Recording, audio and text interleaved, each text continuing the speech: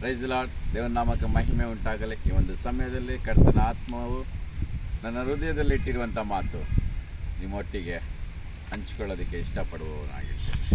ನೋಡಿ, ರೋಮಾಪುರದವರಿಗೆ ಬರೆದ ಪತ್ರಿಕೆ 10ನೇ ಅಧ್ಯಾಯ 13ನೇ ವಚನ, ಕರ್ತನ ನಾಮವನ್ನು ಹೇಳಿಕೊಳ್ಳುವವರೆಲ್ಲರಿಗೂ ರಕ್ಷಣೆಯಾಗುವುದೆಂದು ಬರೆದಿದೆ. ಅದೇ ತೆಲುಗಲ್ಲಿ ಏನಂತ ಬರೆಯಲ್ಪಟ್ಟಿದೆ ಅಂತ ಹೇಳಿದ್ರೆ, ಪ್ರಾರ್ಥನೆ ಮಾಡುವುದರಿಂದ ಕರ್ತನ ಕೃಪೆ ದೊರೆಯುತ್ತದೆ. ಅಂದರೆ ದೇವರ ವಾಕ್ಯವನ್ನು ಕೇಳ್ತಾ ಇರುವಂಥ ಪ್ರಿಯ ದೇವರ ಮಕ್ಕಳೇ, ಈ ಒಂದು ಟೈಮಲ್ಲಿ ದೇವರ ಕೃಪೆಗಾಗಿ ಎದುರು ನೋಡ್ತಾ ಇದೆಯಾ? ದೇವರ ಕೃಪೆಗಾಗಿ ಎದುರು ನೋಡ್ತಾ ಇದೆಯಾ?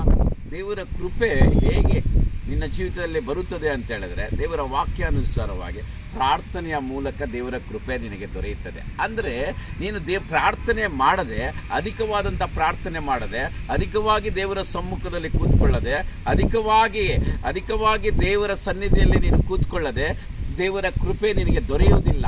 ಹಲ್ಲೆಲೂಯಾ. ಯಾಕೆಂದ್ರೆ ದೇವರ ವಾಕ್ಯವನ್ನ ಕೇಳ್ತಾ ಇರುವಂತ ಪ್ರಿಯ ದೇವರ ಮಗಳೇ, ದೇವರ ಮಗನೇ, ಪ್ರಿಯ ಚರ್ಚ್ ಯಾರೇ ಆಗಲಿ ನೋಡ್ತಾ ಇರುವಂತವ್ರು, ನಿನಗೆ ದೇವರ ಕೃಪೆ ದೊರೆಯಬೇಕಂತ ಹೇಳಿದ್ರೆ ಪ್ರಾರ್ಥನೆ ಮಾಡಬೇಕು. ಪ್ರಾರ್ಥನೆಯ ಮೂಲಕ ದೇವರ ಕೃಪೆ ನಿನಗೆ ದೊರೆಯುತ್ತದೆ, ದೇವರ ವಾಕ್ಯಾನುಸಾರವಾಗಿ. ಪ್ರಿಯ ದೇವರ ಮಕ್ಕಳೇ, ನಿನ್ನ ಕುಟುಂಬದಲ್ಲಿ ದೇವರ ಕೃಪೆಗಾಗಿ ಎದುರು ನೋಡ್ತಾ ಇದೆಯಾ? ನಿನ್ನ ಕೆಲಸದಲ್ಲಿ ದೇವರ ಕೃಪೆಗಾಗಿ ಎದುರು ನೋಡ್ತಾ ಇದೆಯಾ? ಎಕ್ಸಾಮಿನಲ್ಲಿ ದೇವರ ಕೃಪೆಗಾಗಿ ಎದುರು ನೋಡ್ತಾ ಇದೆಯಾ? ದೈವ ಸೇವಕರಾಗಿದ್ರೆ ಸೇವೆಯಲ್ಲಿ ಅಭಿವೃದ್ಧಿಗಾಗಿ ದೇವರ ಕೃಪೆಗಾಗಿ ಎದುರು ನೋಡ್ತಾ ಇದೆಯಾ? ಸಾಲಗಳನ್ನು ತೀರಿಸುವುದಕ್ಕಾಗಿ ದೇವರ ಕೃಪೆಗಾಗಿ ಎದುರು ನೋಡುತ್ತಾ ಇದೆಯಾ? ಇಲ್ಲ ರೋಗಗಳು ನಿವಾರಣೆ ಮಾಡುವುದಕ್ಕಾಗಿ ದೇವರ ಕೃಪೆಗಾಗಿ ಎದುರು ನೋಡ್ತಾ ಇದೆಯಾ?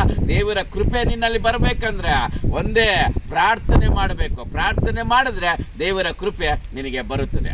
Price the Lord. God bless you.